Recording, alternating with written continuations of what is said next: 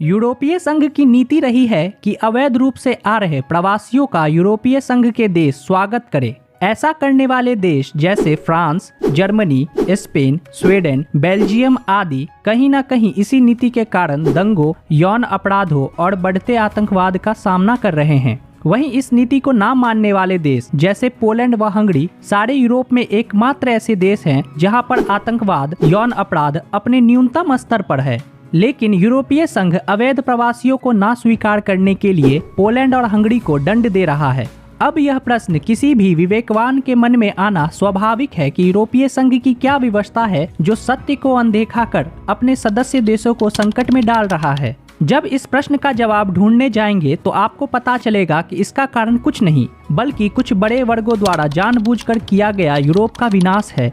यह वर्ग वर्तमान विश्व व्यवस्था को अपने अधीन लाना चाहते हैं और एक नई विश्व व्यवस्था को बनाना चाहते हैं। वे इसे छिपा भी नहीं रहे हैं। हालांकि वे नई व्यवस्था को बनाने में उपयोग होने वाले सभी साधनों के बारे में नहीं बताते हैं। अब आप सोचिए कि विश्व आर्थिक मंच के संस्थापक और अध्यक्ष क्लॉस श्वाब चीन की दमनकारी नो कोविड नीति सहित चीन की प्रशंसा क्यों करते हैं? वहीं प्रिंस चार्ल्स भी द ग्रेट रीसेट पर सबसे अधिक मुखर हैं। ऐसा क्यों हो रहा है? अब थोड़ा चीन के बारे में जानकर इसे अच्छे से समझते हैं। चीन में व्यवहारिक रूप से कम्युनिस्ट पार्टी पॉलिट ब्यूरो का शासन है। यहाँ केंद्रीय समिति के 200 से ज्यादा सदस्य पॉलिट ब्यूरो का चयन करते हैं और यह बहुत हद तक निजी रूप से किया जाता है। अब कुछ बड़े वर्गों को संसार में भी ऐसी ही प्रणाली चाहिए जहां कुछ बड़े वर्ग के लोग पूरी दुनिया के भाग्य का फैसला करेंगे, जैसा कि चीन में किया जाता है। अब देखते हैं कि इसमें यूरोप का इस्लामीकरण कैसे अपना किरदार निभाया है। आपको पता होना चाहिए कि नई व्यवस्था बनाने के लिए हमें मौजूदा व्यवस्था को नष्ट करना होता है। जैसे कि राजीव मल्होत्रा जी कहते हैं, उन्हें नष्ट करने के लिए विनाशकारी गेंद की आवश्यकता है। विकसित व्यवस्था को नष्ट करने के शास्त्रागार में इस्लाम बहुत शक्तिशाली उपकरण है। इसे मानने वाले लोगों को कट्टरपंथी बनाना और नष्ट करना बहुत ही आसान है।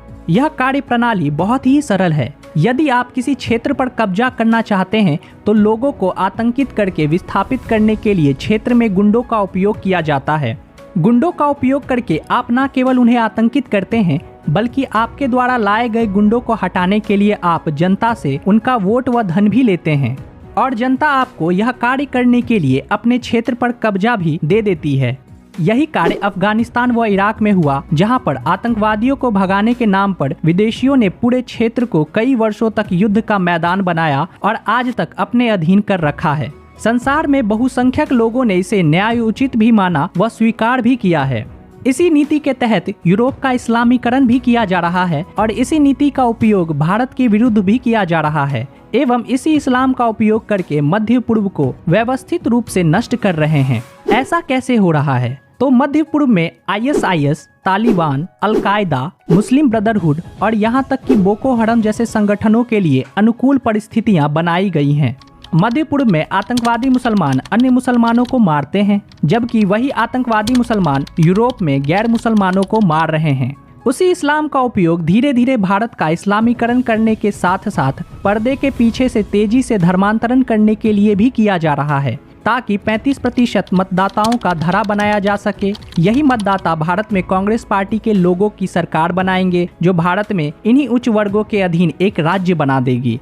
अमेरिका भी अपने अहंकार में आकर भारत को मानवाधिकारों पर शिक्षा देने चला है। वह अपनी ओर से कहते हैं कि मोदी सरकार को मुसलमानों के अत्याचार पर ध्यान देने की जरूरत है।